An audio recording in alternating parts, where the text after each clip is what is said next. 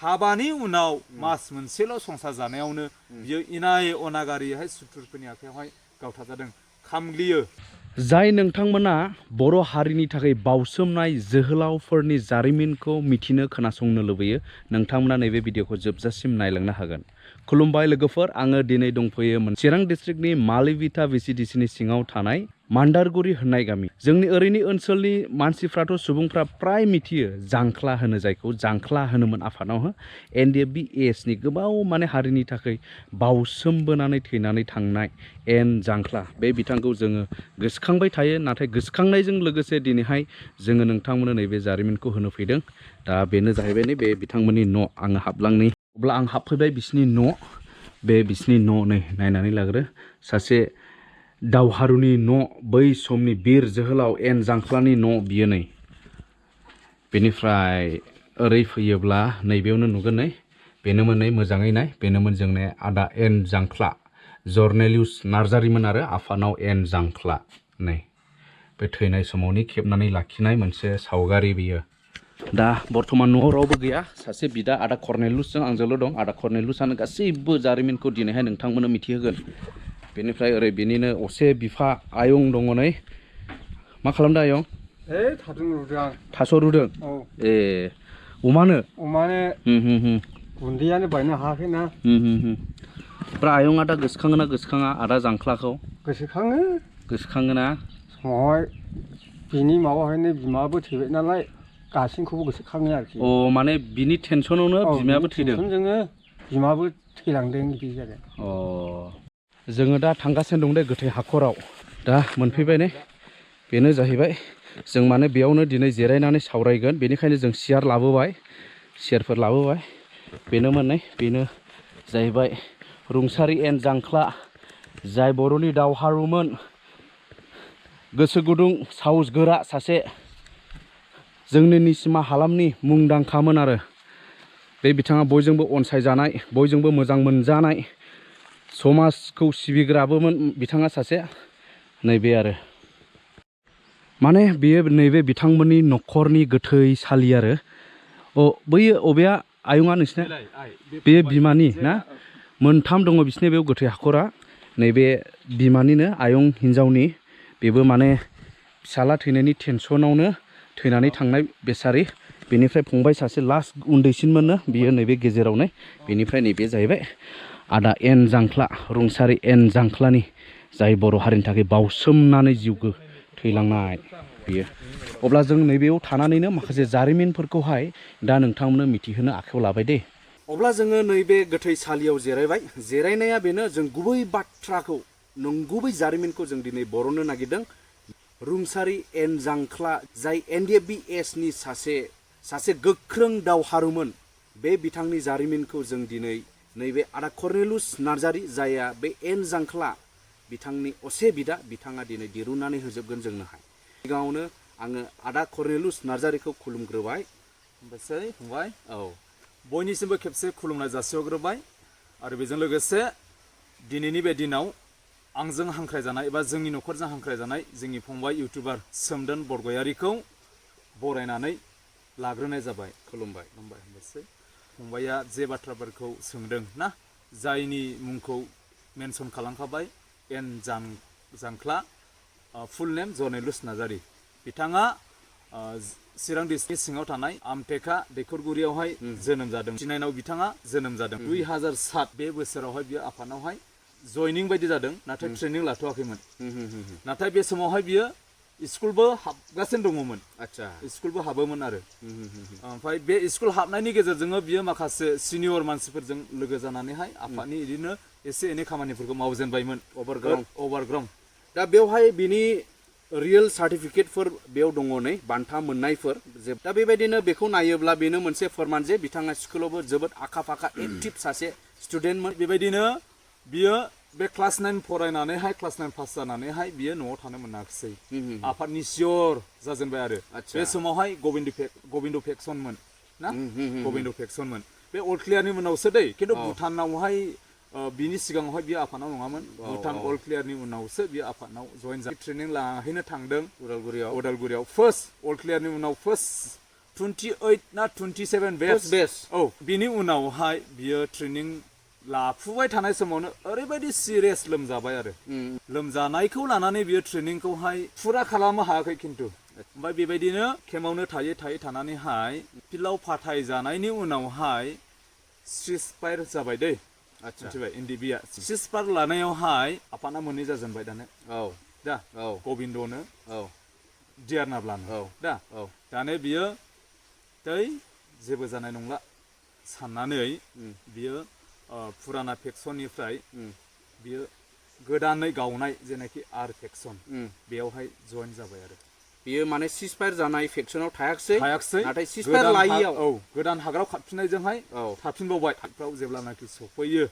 अब्लासो बिनि माखासे एक्सन खामानि मावनायफोरखौ जोङो एसे फन नाम्बार लालायनो मोननानैहाय मोनथिजेनो मोनबाय आरोखि जांख्ला नामा बुहुद माने हेभि खामानिखौ मावो माने हारिनि थाखाय सेन्टिमेन्ट दङ बेनावहाय दा बेनि थाखायनो बियो ओरैबायदि टप माने दियारनाब्ला सारनिफ्राय माने मेसेज फैलायदों जाहैबाय बेबायदिनो माने बांलादेशनिफ्राय बिनियाव लेटार फैबाय जाहैबाय माने जोबोद एक्सन खामानि मावग्रा जांख्ला बेबायदिनो एसे एनै बे खामानिखौ मावनायखौ मोजां मोननानै बिसिनि लिडारफ्रा माने एसे लेखा रोङाब्लाबो कालेक्टर खालामनानै होजेनबाय बेनिफ्राय मा जाबाय बे दियारनाब्ला सारा हमजाबाय दा हमजाखांनायनि उनावहाय आरोबाव आफाना मोनथाम जाबाय गासै आइके संबिजित होननाय गावबाय आरोखि दाने बियो मा खालामबावबाय दियारनाब्लानि फेक्सननि ग्रुपखौ नागारनानैहाय आइके संबिजितनावसो खारबावबाय आरोबाव सिसफायर जानायजों थाफाबावाखिसै आइके संबिजितनावहाय हाबनायजों लोगोसे सिनियर मोनथिजाबाय गनायजाबाय बिबानफ्राबो गेदेर मोनबाय प्लाटन कामान्डारनो माबा माबि बायदिसिना बिबान बांसिन खामानि मावनायानो बेनो नैबे ndfb एबा आइके संबिजितनाव फैनायावसो बांसिन खामानि मावदों आरो बिदिनो गोबांथार दुखु खस्थ' भुगिनानैहाय हारिनि थाखाय ओंखारबाय जेखन हारिनि थाखायनो थैलांगोन होननानै बेहा मोनसे सिमां दंखायोमोन बे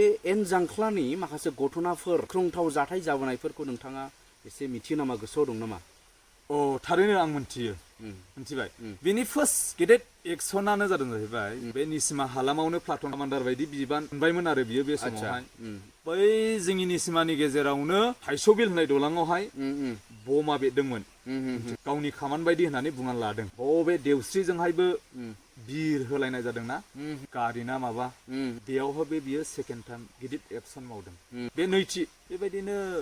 पुलिसफ्रा बे लामाफ्रा एसेग्राब मोजां नङामोन बाइकजोंसो बेरायोमोन बिसोरखौ एटेक खालामो एकदमबारे जोबथा बोलो होयोमोन आरो ओमफ्राय सानसेखालिथ' मा खालामबाय आदा आंनि गस्ला गफदसो अननानै नों गस्ला नोंनि गफद नङाला नोंनि गस्लाखौ आंनो लाबो दा हाब मा जाखोरा मानथो नै ओरै साहा गंथाम बाइक थांदों दा बे गंथाम बाइकखौ मावनायसै जों दिनै ओमफ्राय गस्लाखौल' सोलायना हरबाय आङो बाहायग' ओइदिनखालिनि खामानिया आनसाक्सेस बे थामथिनि एक्सन बिनि उनावहाय बर' हारिनि गेजेरावनो जोंनि ndfbफ्रानो बै फुरानाफ्रा गोदानखौ नागिरनाय बै गेजेरनि बै गोदानखौ नागिरनाय बेफोरबायदि जाथाया जोंनि गेजेराव जाफ्लायबाय थादों मोनथाम मोनब्रै जाखांनायनि उनावहाय दानिया बे फंबाया ओरैबायदि जाबाय ब्रैथिसिमावहाय बियो खैला मैलानि सानजा मा गामि बेखौ आं बुंथ'ला जिखुनु खैला मैलानि सानजा बावहाय बे सरकारनि मानसिफोरजों दा माने गाव जाबाय आरोखि आच्छा मिथिबाय गावजादों फुङावहाय ओमफ्राय फन हरनानै खोन्थाबाय बाहायग'लै आदा दिनैहाय आं थैयाखिसै गामियाव फिल्डआ फुवार फैबाय फोसाबनायावला जोबथा मोजां मोनलाय समाजावहाय थानानै मिलायनाय जानाय गारनानैब्लाबो माने फिल्डखौ बानायोमोन आरो बियो ओमफ्राय सानसेखालिनो लांदाङावनो होसोजाखादों मिथिबाय बे सावथाल दुब्लियाव होसोजादों बियो जोंनि निसिमानि आनन्द सावथाल दुब्लियावहाय मोसौ लावखारबो जानानै थानो हायोमोन बियो बिनि उनावहाय बोथोराथ' गाज्रि जाबाय थानो हायाखिसै बियो नेपालाव थांबाय बे समाव मा अल आउट अपारेसन ना माबा अल आउट अपारेसन नेपालाव थांबाय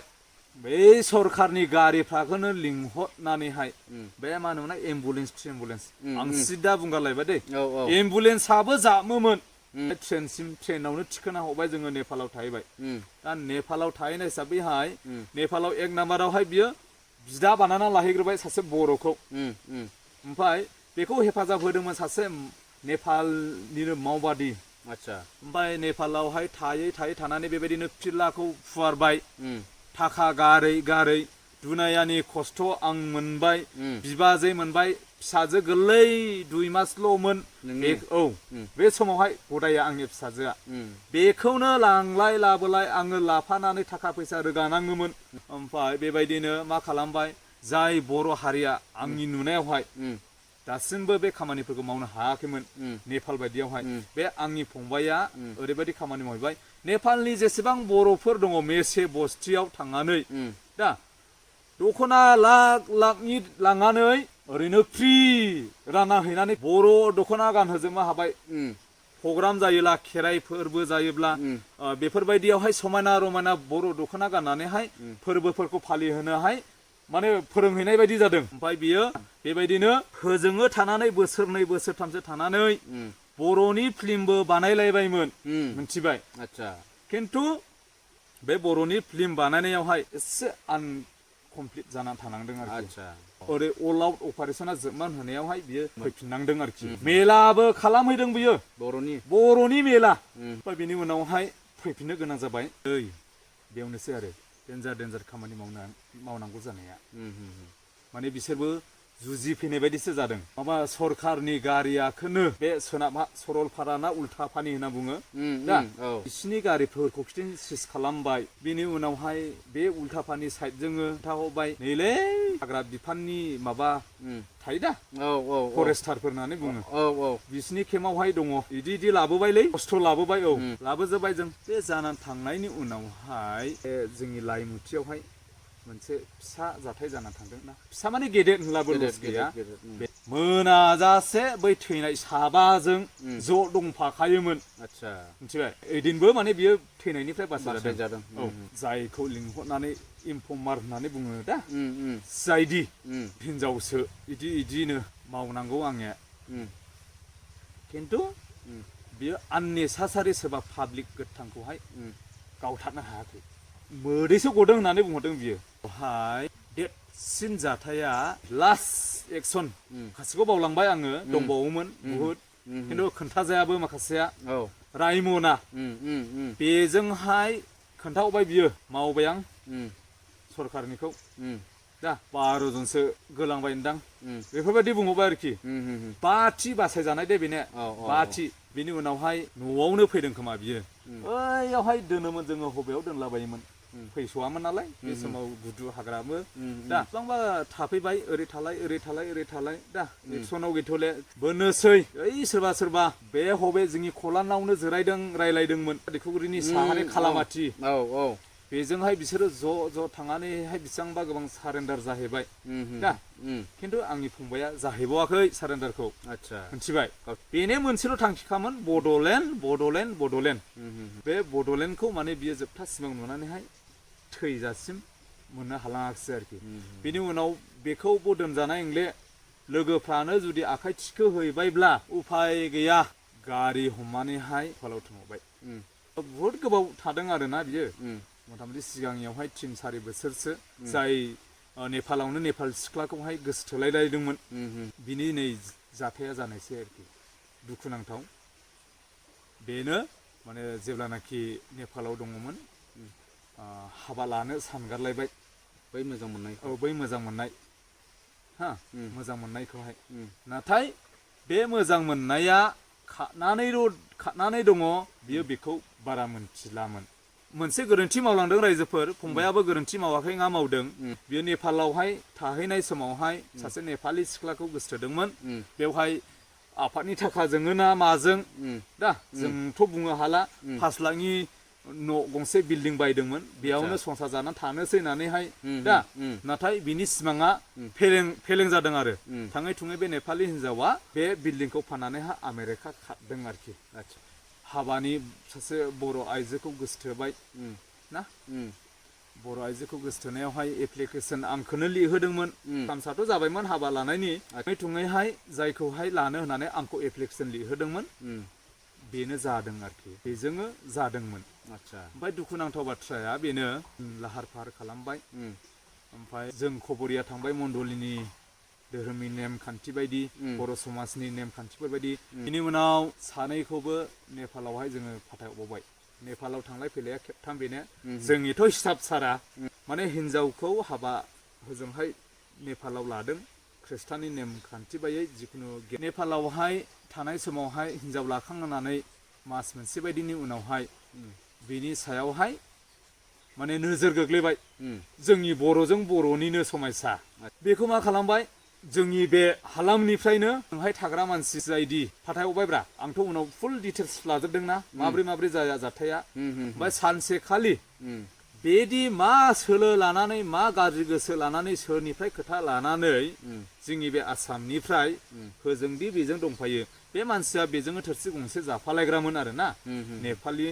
मा होनोमोनलाय मावबादि होननानै बुङो बेखौहाय ओमफ्राय बेखौनो हमहरबाय मानसिया जोंनि बिटिआरनिनो बे फाथाबारिनिनो मिथिबाय ओमफ्राय दाने मोनसे हटेल खाखरबेथा होननाय बर्डार बे आसाम हटेलनिफ्रायनो बै सासे नेपालिया जाय गावजोंहायनो जोबजासे खामानिखौ मावलायग्रा बेबा बेसेबां थाखा जानानै हाबा बे खामानिखौ मावखो बे गावनि खोन्थासै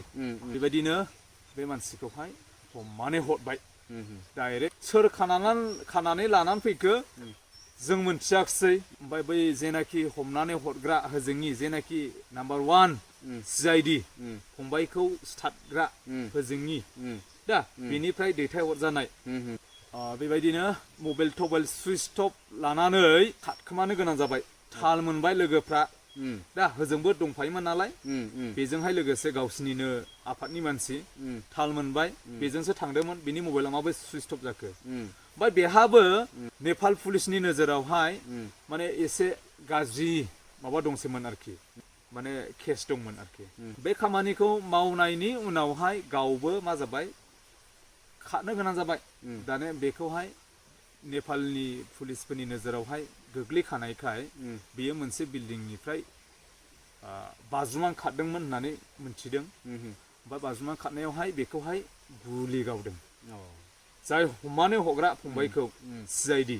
बेखौ गुलि गावदों दा बे मानसिया थैजासिम थैजासिम जेलाव फोस्रावबाय आरोखि बेखौहाय ओमफ्राय बिनि उनावनो आफादना मा जाबाय बे एसआबो ndfb एसआबो सरखारजों फैबाय सावरायनो जाय दिनावहाय बियो थैदों बे दिनावनो बिटिआर इकट जानानै थांदों आरोखि नोंथांमोना आंनि बे भिडिअनि गेजेरजों आंनि फंबायनि जेनाखि जारिमिन जाथाय नोंथांमोना माबायदि सानदों सैथो ndfb नंगौना नङामोन ना बेयाव नोंथांमोना आंनि बे बाथ्रा बुंनायावहाय बुजिगोन अनजाग्रा बे भिडिअखौ नायगिरि साफ्रोमनिसिम आंनि बुंनायफ्राव गोरोन्थि जादोंब्ला एबा सोरनिबाफोर लिडारनि सायावहाय गोरोन्थि नुजादोंब्ला अन्नानै प्लिज आंखौ निमाहा हो जय बर' हारिनि